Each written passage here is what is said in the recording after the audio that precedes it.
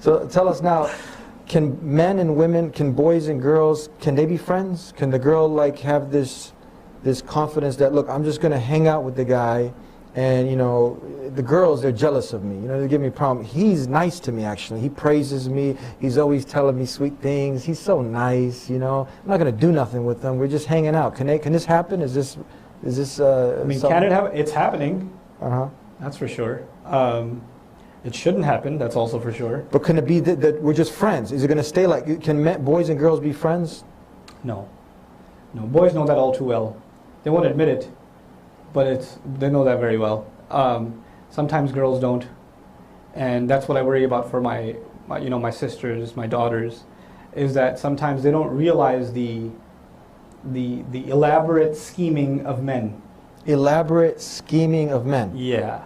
So we're just meeting because we're lab partners, or we're discussing a project at school, or the MSA, the convention.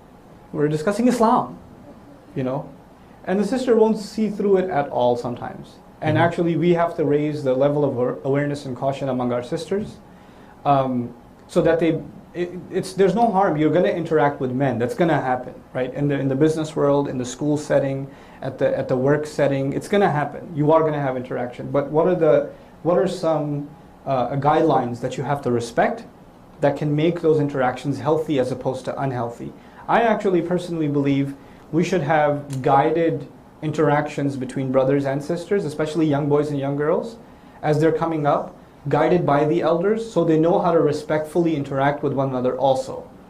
Because in this society, if we try to, for example, if I cut my daughters off and they don't ever talk to anybody else, right? Eventually they will go to college. Eventually they will go out in the workplace, or they'll go to the airport or travel or this and that, and there'll be other people around. I don't want them to be shocked when they see the outside world. Keeping our children in a bubble is not going to save them. But at the same time, letting them loose and saying, hey, do your thing, that's also insanity. We have to find a way of guiding interactions between brothers and sisters, especially boys and girls, even teenage boys and girls and things like that. It's okay if they have an interaction with each other, so long as it's respectful. And the boys are trained where to keep their gaze and how to keep the conversation business only, and how to make sure they recognize when they're crossing a line, and the elders are supposed to be there to guide those conversations. A lot of times in youth settings, even in religious youth settings, there is no older figure shepherding the conversation or shepherding the interaction. Like youth groups exist, and the guys and the girls are all a bunch of teenagers and they're running their own thing. Because youth should be leaders. Well, yes, in most things, but in some things you guys are ridiculous, and you need elder people to be there. Older folks to be there. As far as this unnecessary interaction between men and women, especially where this happens. This happens with people that you spend a lot of time with. So you go to college with some people, or you go to work with some people, and there's lunch and there's just meetings and this and that, and it's regular. And what that does, it gives shaitan an opportunity to maybe not convince you one time, but hammer away at you 1% at a time. And it adds up, until it becomes a very, very big problem. Just the other day, I got a phone call. It was one of the most, it was a very typical phone call. Usually I don't take these kind of phone calls, but this time I just said, I was in a bad mood, so I took it. So, guy calls me and says, I'm going to this college, and there's this girl, she takes all the classes I take. Actually, it's the other way around, I'm pretty sure, but it's nice that he put it that way, So she takes all the classes I take, yeah, And we discuss classes and work and career, because she's in the same major. We've been talking for a couple of years. I haven't done anything wrong. I was like, yeah, sure you haven't. And then he says, but she just told me the other day that, she's considering a proposal. And my heart sunk. And I don't know what to do. What should I do? And this guy is like in just this deep shock that she proposed. Like, did you propose to her? He goes, no, we were just friends. I didn't realize we were more than that until she said there's a proposal. So the heart started getting attached. Yeah. And I said, dude, what do you want to do? You just told him like that? Yeah, just, what do you want to do? You want to marry her? Talk to her parents. Go. But there's already another proposal, and I think she likes the guy or something. I don't even see life is worth living anymore, and blah, blah, blah. And I was like, okay, here's the first thing you do. Go tell your parents. And he's like, 21, 22 years old. I tell him, go tell your parents. And he says, no, I can't, they'll kill me. And I said, okay, so you can't live without her, but you're not man enough to tell your parents. No. Why were you spending so much time with her? I just liked her, she was a real friend, she used to listen to me, blah, blah, blah, all this stuff. Look, if you're going to go around, did you know religiously, I asked him flat out, did you know religiously what you're doing is wrong?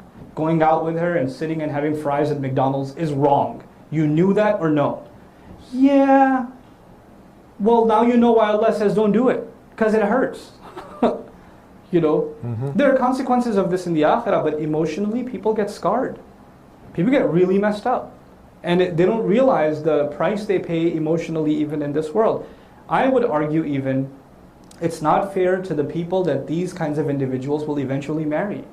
Because they're not emotionally attached purely to the person they married. Their mind is somewhere else and they're reminiscing about somebody else, you know, and it's not fair to another person. So even from an emotional point of view, it's unfair, you know. Yes. The other thing is, in this culture of dating and, you know, seeing somebody and then not seeing them, now you're seeing somebody else and things like that, you just learn to become insensitive to other people's feelings. You just, at the end of the day, you just turn into a customer looking out for yourself. First time a guy gets dumped, he's depressed. The next time he's like, I'm going to be the one doing the dumping, you know. So he's just, I'd rather not be hurt myself. I'd rather, you know, be dishing out than taking, you know. So you just become more and more inhumane. And that leaves you incapable of having a family. Because at the heart of family is love and compassion and courtesy and worry about somebody else. You become bankrupt of those feelings as a result of these like petty relationships, shallow relationships. Absolutely. Did you get to see a video that some not yet Muslims made? And we say not yet Muslims because everyone has the potential to submit to the one creator and not his creation. That's what a Muslim is. So they did some video on a college campus and the topic was, can boys and girls be friends? Did you get a chance to see this? No, I didn't see it. And they were interviewing, say, hey, what do you think? You know, can you just be, to the guys, you think you just be friends with the girls? And it's like at the end, no. And it's a very interesting video. So they see it's not just coming from our perspective.